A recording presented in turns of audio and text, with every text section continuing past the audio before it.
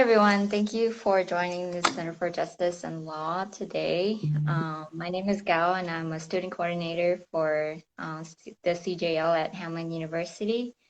And so here for our spotlight interviews, we talk about immigrant and refugee health. Feel free to drop any questions or comments in the chat. And today we will be hearing from Alex. So can you tell us about yourself and what you create as an artist and what made you decide to do this work and what inspired you? Yeah. Hi, everyone. My name is Alex. I'm a Hmong American artist and also a creative storyteller. I'm primarily a digital illustrator, focusing my work on Hmong culture and history. And part of what I do is like create representation or like visualizations of like our collective stories of being like refugees and also like um, or like our knowledge around traditional textiles and learning about like their significance. Um,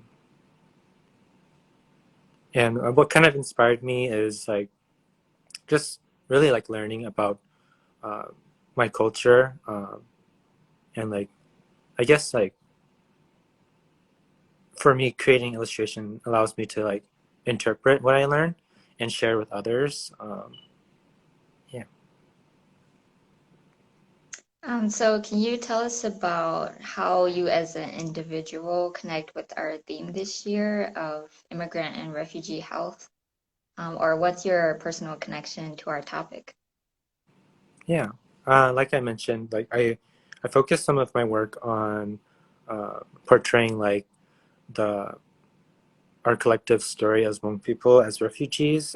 So I um, I guess I kind of try to showcase where we came from and like where we are now.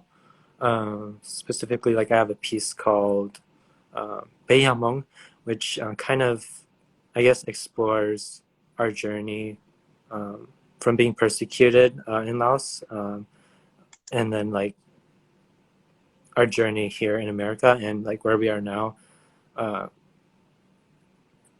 with like how we're involved in our community here, like in Minnesota.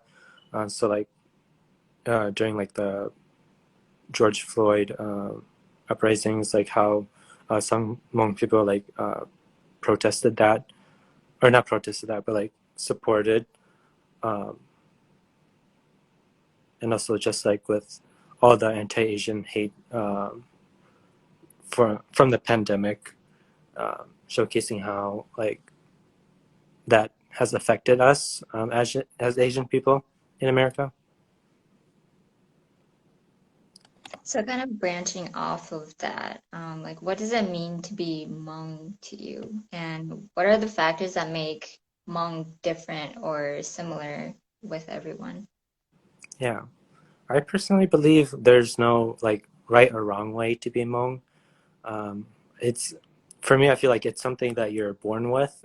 It's like it's your identity, it's your community. Um, so in that kind of way, it's whatever you want it to be. Um, I think as long as like you know your people's history and where you come from, then you can kind of understand like your everyday situations and realities because like our our history as like refugees shape that, like shape our realities, whether it be like um, our economic like inequality or our mental health, and it's like culture clash and stuff like that. I think uh, coming from generation of refugees uh, shapes that.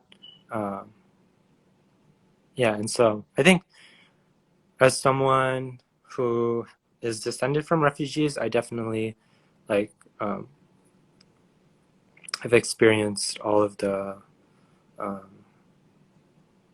like uh, all the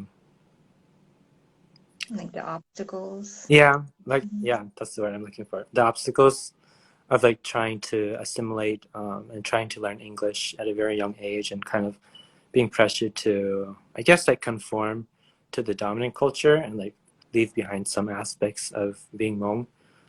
So I think that kind of has played a big role in my like connection to my culture. I feel like it wasn't until like college that I really began to feel like a sense of community and I don't know, just to be proud of Hmong, like with being Hmong. Mhm. Like it wasn't until quite recently that I learned and accepted like uh, that being Hmong is okay and that like our culture is like so vibrant. Because like growing up in a predominantly white um, environment, it's I don't know, it's hard to accept yourself and your culture when like it's not like um, like not everyone can understand like your background and your like uh, diverse traditions and the culture. Yeah, so what are some of the boundaries that you have faced or heard from other Hmong people? Yeah, um, I think a boundary that I faced personally is like finding a sense of community. It can be hard when there's like when you come from a predominantly white environment and you don't have many Hmong peers or friends to like I guess collectively be proud of your shared identity. So sometimes it can be hard to connect with people of your own ethnicity when like you come from that situation. But I think ultimately when I began college at Hamlin, I uh, and like started being more around like Hmong students, I felt more comfortable being myself and like accepting, I guess like my cultural identity. Yeah. So going to your art, like I looked through it and it kind of like evolved a lot over time. So how do you like come up with all the ideas? Yeah. I think when I first started like posting my art online, it was mainly um, just like random things that I was interested in. So like a lot of like fantasy and like portraits and stuff. But if you look through my Instagram, you'll see that more recently in the past like 2 3 years, I focused like solely on like Hmong art and Hmong culture, and like that has to do with I guess just like me coming to terms with um, my cultural identity and like accepting it and trying to interpret it through my art. Um, yeah. So what do you hope to achieve through your artwork? Um, I think ultimately my goal is uh, to learn more about my culture and to also like inspire others to learn about the Hmong culture. Um, at the end of at the end of the day, I feel like we we don't have like too much representation of our own when it comes to um, like the creative field. I feel like a lot of the times our representation can come from people from the outside, whether it be like people who recorded our history or like uh, tourists and stuff like that. And so I think it's really important for Hmong artists like me to create our own representation authentically, and just to like show that we have like uh, the skill and the talent to like tell our own stories. So what do you want people to know about your art? Like what's the experience that you want people to gain from your work? Yeah. I think something that people should know is that like my art is also like um, something that I learn from. Like it's not just me like spewing facts or like yeah, spitting facts. Like I'm also learning from it, and just like my art is my way of interpreting like our stories and our culture. So yeah, When you create your art, like, do you also do like research to kind of like figure out like each specific type of like Hmong, like their clothing and like their background? yeah, yeah. That I get. That kind of like gets back to my comment about like creating representation for ourselves. A lot of like the research that I do is just like finding random images and videos online, but then like it's mostly done by people who are not Hmong. So in a way, I kind of try to um, decolonize that a bit and to reclaim that, I guess, representation for our community. Because a lot of the times it's not, or at least like talking about like the Hmong diaspora and knowing about like different Hmong people in different countries. I think because we've been separated for so long, we sometimes don't know that there's other Hmong people in other countries, except for like through Mhm. images and videos online. So I guess my art kind of tries to showcase our diversity and how vibrant each community can be. Yeah, so um, would you ever like consider creating different types of art to reach your goal? Yeah. Um, I think as an artist, I'm always like dabbling in different mediums. So like at my time at Hamlin, I've taken like website building classes. I've taken like documentary making classes, and I think no matter like the medium, as long as you have a story and like a direction, you can like do anything with that. Do your pieces like relate to you in any way? If so, how? Yeah, I think every piece in a way kind of like connects back to my individual experience or story. Like I kind of mentioned earlier, it's my art is like my way of interpreting like culture and information, and also like passing that on to people who interact with my art. Um, I guess in that way, uh, my art reflects my own learning and my experience, like navigating my cultural identity. So like you said, you're continuously like learning throughout your artwork and like researching. So like what's like one of the most surprising things that you've like learned about being Hmong? Yeah, I guess the thing that I noticed the most was just how diverse we are. Sometimes, like at least like in my personal experience, Hmong can seem like a limited term or like a specific group of people, but like from what I've seen online and like Hmong communities in China and like other countries, there's like so much and like so much like differences from our own like specific Hmong group. So much like diversity and it's interesting to see like um, how they connect with us and what we have in common, but also like what's different between us. And in that way, I kind of think that like um, being Hmong is like I don't know, it's hard to like define it. Like it's so diverse and so big. Mhm. Yeah, I don't know. So how do you develop your art skills? Like, do you ever, are you like inspired by other artists too, or do you just kind of like mess around? Yeah, definitely. I'm inspired by other artists.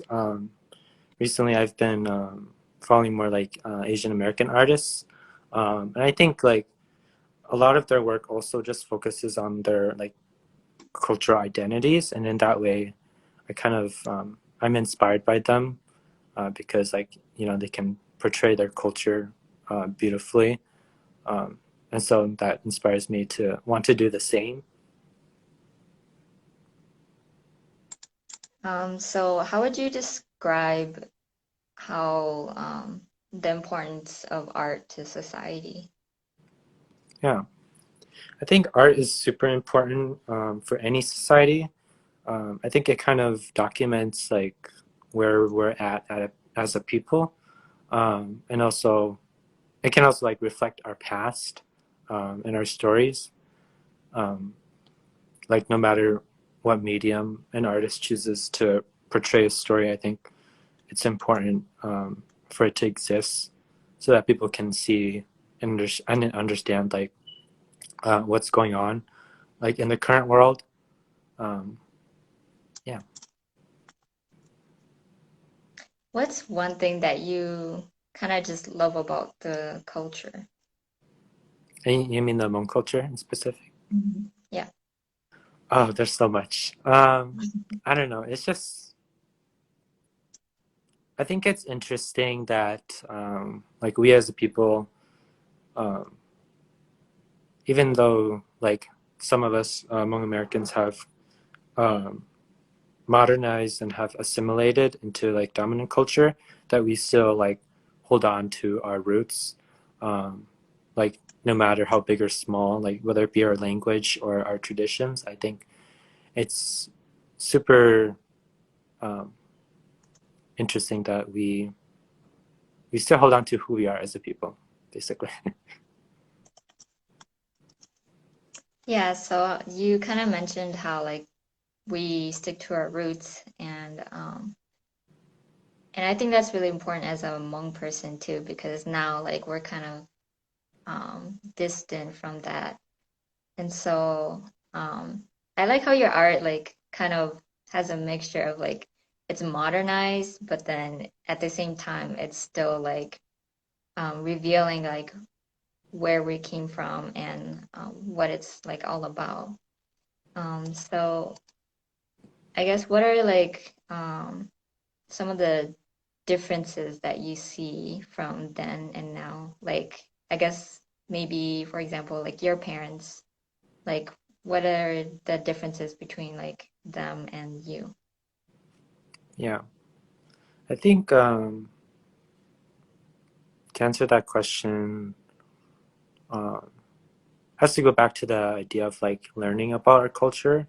Because I mean, for my own personal experience, my parents like obviously they grew up in an environment where like Hmong culture was always like part of their like life.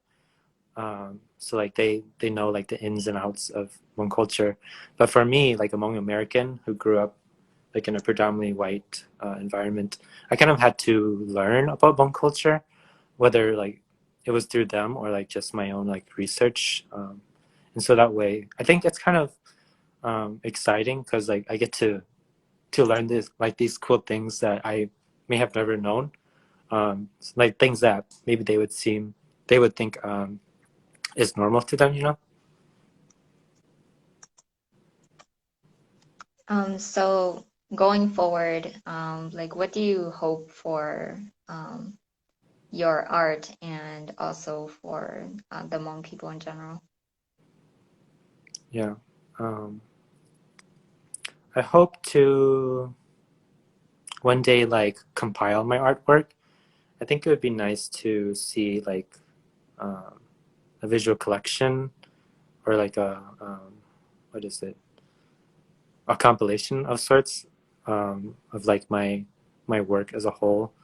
um, yeah, and to hopefully like put some actual like written like research or like information behind that. um, yeah. So you have like a website and everything for it too, right? Yeah, I have my own personal website for my art. Okay. And then you also sell some of your art too, right? Yep, I have an Etsy shop located in my like Instagram bio. Okay.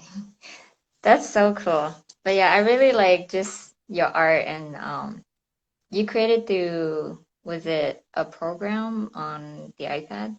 Yeah, I use Portray on my iPad. Okay. Yeah, but so I'm gonna end it here.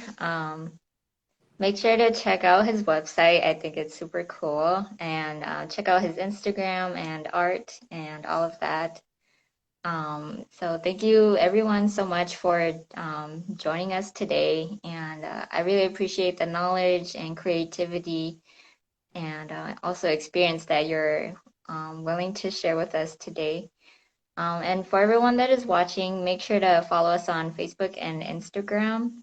Our next spotlight will be next Thursday on February 17th. And it will take place on this page again, so it'll be Instagram Live. And thank you all for watching, and I hope to see everyone here again next week. All right. Thanks for having me.